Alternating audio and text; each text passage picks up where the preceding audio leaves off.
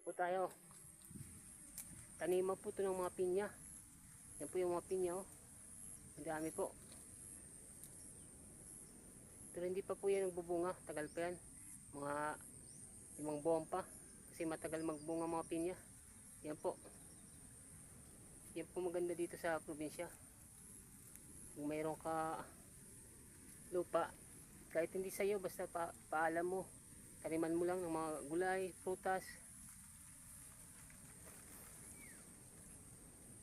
May mga alaga ka, may mga alagang manok, kalabaw, yun maganda dito. Tapos may kubo kang maliit. Yun po yung maganda dito sa probinsya. Tulad dito, tanghaling tapat, mga alauna, pero malamig kasi nasa puno tayo. Yung mga natin mga puno, ilalim.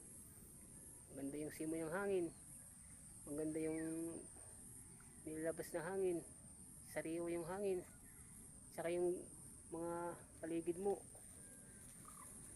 parang gusto mong maggawa-gawa kung anong gawin mo para malibang ba, wala kang inisip. Tulad sa mga syudad-syudad, sa mga bayan na malaki, ang daming isipin, pera, trabaho, bibilhin mo pera para makakain ka.